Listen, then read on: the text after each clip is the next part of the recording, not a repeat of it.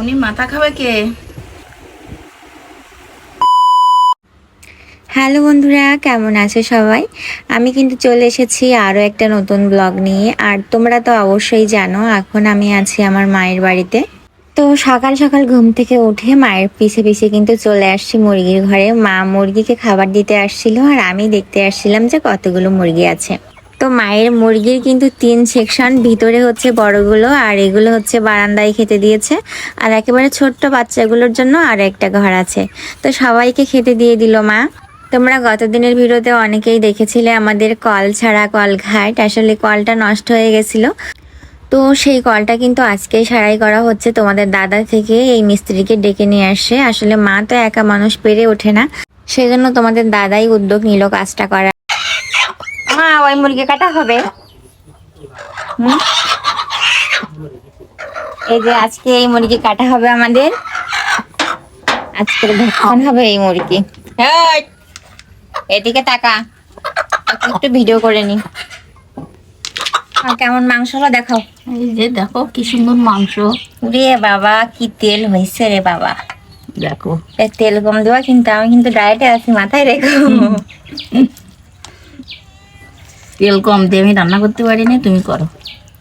আমি এই ডায়েটে থেকে আত্মীয় স্বজনের বাড়ি আসছিনি, এসে শুধু লস,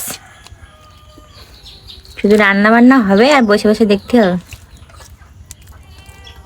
দেখো কি সুন্দর মাংস, ফ্রেশ, আর এই হচ্ছে তেলও হয়েছে দারুন। উনি মাথা খাবে কে? মাথা আর কে খাবে? তোমার জামাই বাবা। সে হচ্ছে দেশি মুরগি, হাঁস এসবের মাথা ভীষণ পছন্দ করে। আর আমার কিসের মাথা পছন্দ জানো মা? পোলট্রির মাথা। পোলট্রির মাথা? সে মোটে খায় না পোলট্রির মাথা, আর পোলট্রির মাথা আমার পছন্দের, নরম না, ঘিলু ভরা মাথা। পোলট্রির মাথা খাই বলে আমার মাথায় মানে ঘিলু না। তোমরা এতক্ষণ শুনেছো মায়ের সাথে কিভাবে কথা বলেছি। আমাদের গ্রামে আমরা এভাবেই কথা বলি। এটা হচ্ছে রাতের ভিডিও। মার ওখানে ফ্যানের ঝামেলা হচ্ছে, মানে দুইটা ফ্যান ঘুরছে না। তো মা বলেছিল যে আমার একটা ফ্যান কেনা দরকার, 2টা ফ্যান কেনা দরকার, কিন্তু আমি তো পেরে উঠি না, পাইক গাছা থেকে আনতে হবে। তো কি করে কি আনি? তো তোমাদের দাদা বললো ঠিক আছে আজকে এনে দেবো। সে কিন্তু বিশাল বড় বড় 2টা ফ্যান নিয়ে আসছে। তো এখন খাওয়া দাওয়া হবে, যেহেতু বিকালবেলা রান্না হয়েছিল মাংস। বাপিকেও ডেকেছিলাম যে বাপি এসে খেয়ে যান। এখানে আরো একজন আছে, সে হচ্ছে তোমাদের দাদার বন্ধু, আমার দাদা আর আমার ভাই আর হচ্ছে বাপি। তো এই তো সবাই মিলে কিন্তু ফ্যানটা সেট করছে। আর এদিকে মা চলে আসছে মাছ রান্না করতে। আসলে মা অসুস্থ ছিল, আমরাও হঠাৎ করে চলে আসছি, তেমন কোনো বাজার ঘাট নেই। তো মা বলেছিল একটু মাছ আনতে, যেহেতু বাপি আসবে। মাছের তরকারি ওইভাবে করা হয়নি, তো একটা মাছের তরকারি হয়েছিল।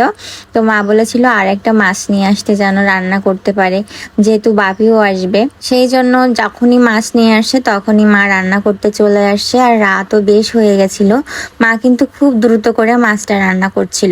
এর ভিতরে আবার ছিল কারেন্টের ঝামেলা, একবার যাচ্ছে একবার আসছে, এই করে করে তো লেটই করাচ্ছে আমাদের।